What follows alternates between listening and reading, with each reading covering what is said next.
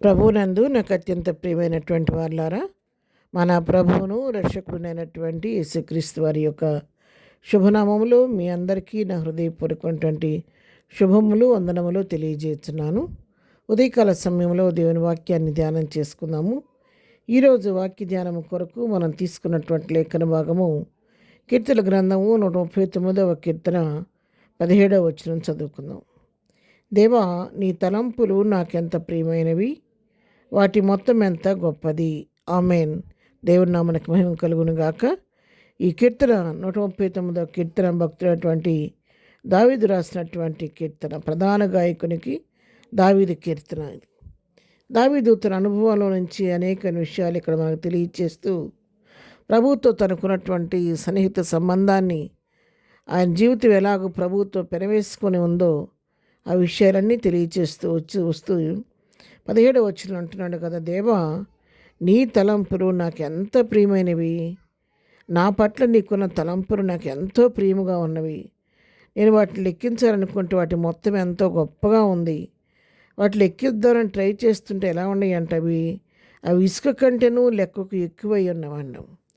మనం దేన్నైనా లెక్కించగలుగుతాం, కానీ ఇసుకను తీసుకొని లెక్క పెట్టమంటే అది ఎవరి వల్ల కూడా అయ్యే పని కాదు.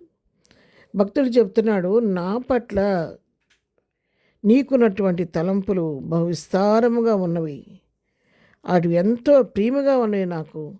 నేను వాటిని లెక్కించాలని ప్రయత్నిస్తుంటే అవి ఇసుక రేణువుల వలె లెక్కకు ఎక్కువై ఉన్నవని చెప్పని, నీవు చేసినటువంటి మేళ్లకు, నా పట్ల నీకున్నటువంటి మహత్తైనటువంటి తలంపులకు నేను ఏమిచ్చి రుణమును తీర్చుకోలేను. కానీ నేను దివారాత్రుడు నీ పాదసన్నిధిలో కూర్చుకొని స్తుతిస్తూ ఉంటానయ్యా అని కృతజ్ఞతాభావాన్ని ఇక్కడ తెలియచేస్తూ ఉన్నాడు. ఎందుకంటే ప్రభు నియమింపని దినాలు ఒక దినమన్నా కాకమునిపే మన దినాలన్నీ కూడా తన గ్రంథంలో లిఖించి పెట్టిన దేవుడు. ఆయన నా పట్ల నీ పట్ల గొప్ప ప్రణాళిక కలిగి ఉన్న దేవుడు. ఎవరిని కూడా దేవుడు ప్రణాళిక లేకుండా వ్యర్థంగా భూమి మీద సృష్టించడంట. పర్పస్ డ్రివెన్ లైఫ్ అనే ఒక బుక్ ఉంటుంది, ఇంగ్లీష్ బుక్. దానిలో ఏ మనిషిని ప్రభు ఒట్టిగా పుట్టించడంట. ఒక వ్యక్తిని ఒక భూమి మీద తీసుకొచ్చాడంటే ఒక ప్రణాళికతోనే తీసుకొస్తాడంట. ఆ విధంగానే మరి మా పట్ల నీ పట్ల కూడా ఎన్నో మహత్తైనటువంటి ప్రియమైనటువంటి తలంపులు ప్రభు కలిగి ఉన్నాడు. అందుకే మరి యెషయా గ్రంథంలో వాక్యం రాయబడి ఉంది, మా తలంపుల కంటే నీ తలంపులు, మా ఆలోచనల కంటే మీ ఆలోచనలు ఎంతో ఎత్తుగా ఉన్నవి. భూమి కంటే ఆకాశం ఎంత ఎత్తుగా ఉందో మా పట్ల నీకున్న తలంపులు మాకంటే ఎంతో ఎత్తుగా ఉన్నవని చెప్పని అక్కడ భక్తుడు తెలియజేస్తూ ఉన్నాడు. ఆయన మన పట్ల ఉద్దేశించిన తలంపులు, నీ పట్ల నాకున్నటువంటి గొప్ప ప్రణాళిక ఎంతో గొప్పది. దాన్ని మనం తెలుసుకోలేక మన క్లోజ్డ్ సర్క్యూట్లో ఉండి మన దృష్టికి అందినంత వరకే చూస్తూ మన ఆలోచనలను బట్టి మనం కృంగిపోతూ వేదన పడుతూ దిగులు పడుతూ ఉంటాం. కానీ అసలు నా ప్రభువుకి నా పట్ల ఉన్న ప్రణాళిక ఏంటి, ఎటువంటి తలంపులు కలిగి ఉన్నాడు, నా పట్ల నా దేవుని చిత్తమేంటని మనం తెలుసుకొని ఆత్మానుసారంగా ఒక్కసారి మనం ఆలోచించినట్లయితే ప్రభువుకి నీ పట్ల ఉన్నటువంటి ఈ ప్రణాళికను తెలుసుకుంటే ఎంతో కృతజ్ఞతతో ప్రభు చేసే కార్యం కొరకు మనం ఓపికతో ఎదురు చూస్తూ ఉంటాము.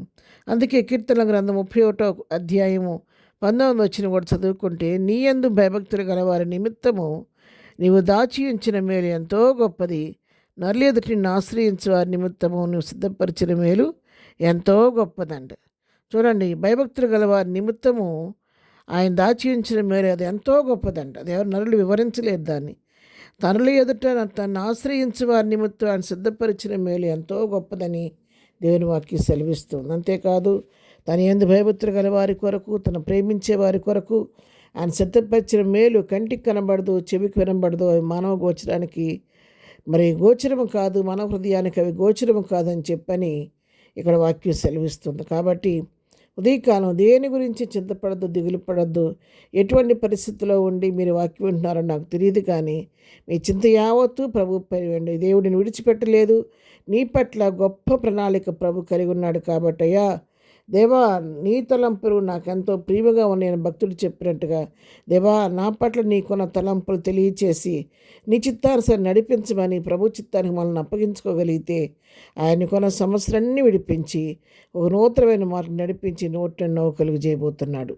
ప్రార్థన. ప్రేమగని తండ్రి, పరిశుద్ధురాని పాదము కొందనాలు. ఉదయకాలం మాకు ఇచ్చిన శ్రేష్టమైన వాక్య భాగాన్ని బట్టి నీకు కొందనాలు నాయన. నీ తలంపులు మా పట్ల ఎంతో ప్రియమైనవిగా ఉన్నాయి. వాటి మొత్తము కూడా ఎంతో గొప్పదిగా అయినా పొందగా ఆయనకి స్తోత్రాలు చెల్లిస్తున్నాం. నీ చిత్తం గుర్తిరిగి సాగిపోవటం నేర్పించండి. ఏదైనా మేము చేయ పని పాటలు రాకపోకలు క్షమం దయచేయండి. ఏదైనా బర్త్డే మ్యారేజ్ చేసుకున్న దీవించి ఆశీర్దించండి. బలహీనలు బలపరచండి. కృంగిన వాళ్ళు ఏమనెత్తండి ఒక్కరిని ఓదార్చండి. ప్రతి వారి పట్ల కృప విస్తరింపచేయమని యేసునామములో ప్రార్థించండి పొందుకొని ఉన్నాము తండ్రి. ఆమెన్. ప్రభు కృప సదాకాలం మనందరికీ తోడే నడిపించును గాక. ఆమెన్.